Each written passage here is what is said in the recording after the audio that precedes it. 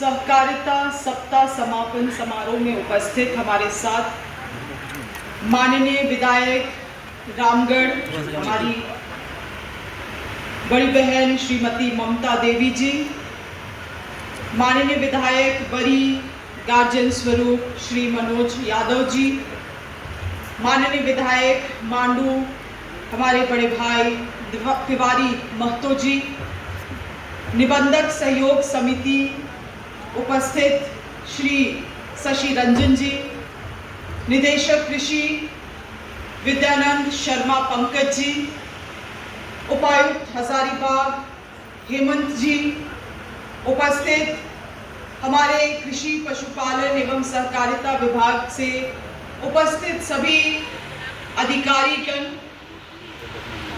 इस कार्यक्रम में उपस्थित कांग्रेस के वरिष्ठ नेता शहजादा अनवर जी, उपस्थित सभी लैम्प्स पैक्स के सदस्यगण, विभिन्न सहकारिता समिति से जुड़े हुए, पहले से ही ये सहकारिता का व्यवस्था था।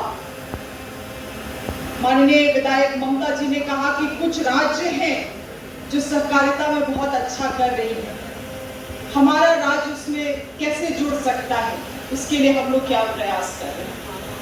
मैं आपको बतलाना चाहूंगी 2011 में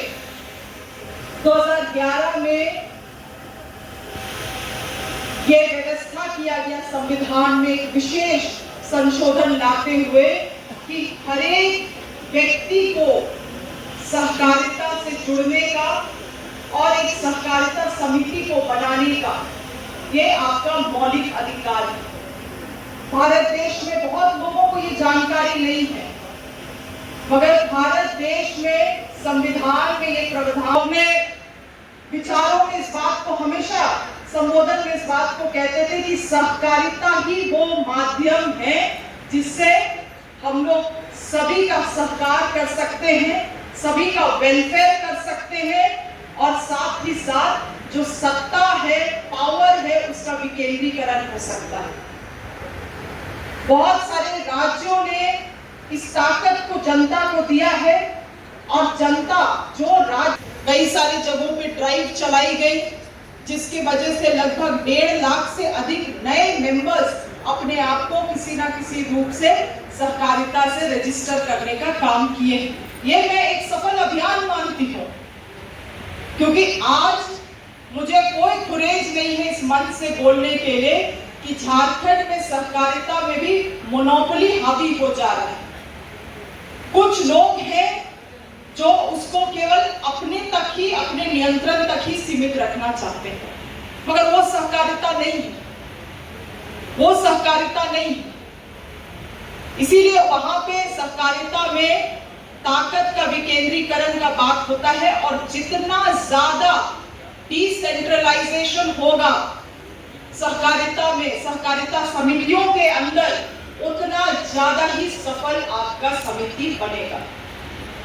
इस चीज को आपको समझना है।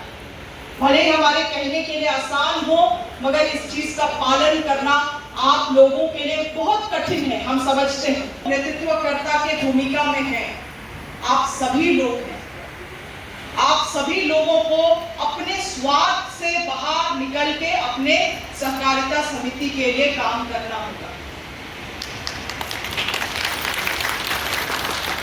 जहां जहां अच्छे लीडरशिप की आवश्यकता है, जिन राज्यों में अच्छी लीडरशिप की आवश्यकता है, वहां पे भी मैं इस बात को बोलती हूँ कि हम सभी लोगों को, जितने भी हम लोग नेतृत्वकर्ता की भूमिका में हैं, सभी को अपने स्वार्थ से बाहर निकल के काम करना होगा।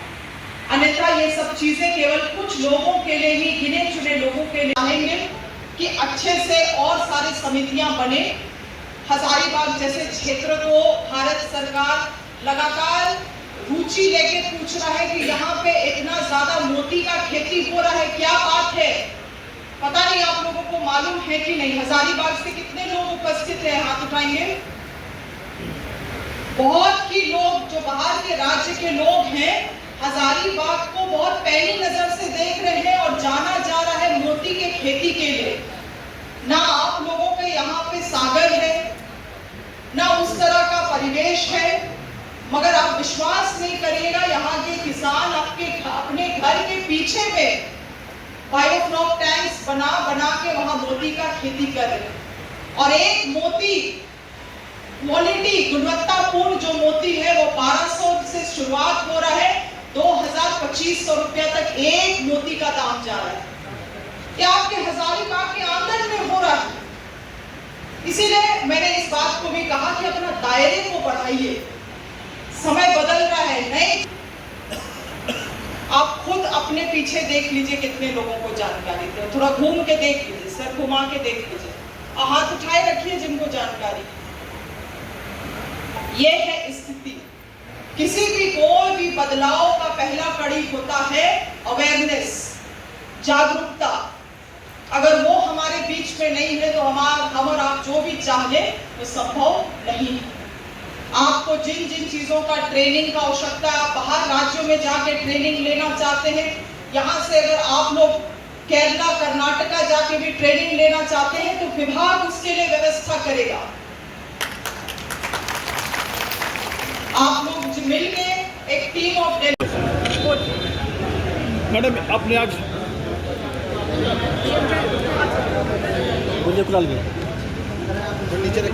मैडम कैसा रहा कार्यक्रम? एक सप्ताह चला यहाँ पर। देखिए, आज का कार्यक्रम यहाँ हजारीबाग में जो सहकारिता सप्ताह का समापन समारोह हम लोगों ने किया, वो बहुत ही भव्य कार्यक्रम रहा। जितना हम लोगों को अपेक्षा था उससे अधिक किसानों की भागीदारी दिखी और बहुत ही ध्यानपूर्वक सभी चीज़ों को लोगों ने सीखा है, समझा है।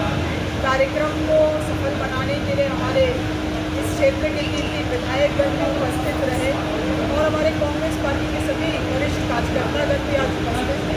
मुझे आशा और विश्वास है कि आने वाले समय में सहकारिता के क्षेत्र में हजारीबाग एक मील का पत्थर जरूर साबित होगा।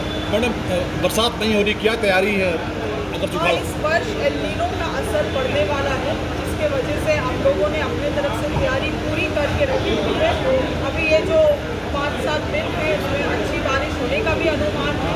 सभी किसानों से निवेदन है कि सही समय में खड़ा करें, पेड़ की खेती करें ताकि पानी को सुरक्षित रख पाए और अधिक से अधिक मोटे अनाजों का फसल को अपनाने का काम करें। आज यहाँ से हम लोग मिलेट मिशन का भी रजिस्ट्रेशन किसानों का कराना शुरू किया। आज पूरे राज्य भर में ये कार्यक्रम शुरू किया गया है, जिसमें लगभग सभी किसानों को जो मड़ुआ की खेती करेंगे उन्हें 3000 रुपया प्रत्येक एकड़ प्रोत्साहन राशि सरकार देगी। ऐसी कई सारी चीज़ों को हम लोग कर रहे हैं। इसके साथ ही साथ केंद्र सरकार से मैंने मांग भी किया है कि उन जिलों को चिन्हित करते हुए जहाँ पर वर्षा बहुत ही ज़्यादा कम हो रही है, वहाँ पे एक स्पेशल रिलीफ फंड किसानों को उपलब्ध कराने का काम केंद्र सरकार अपने तरफ से करेगी।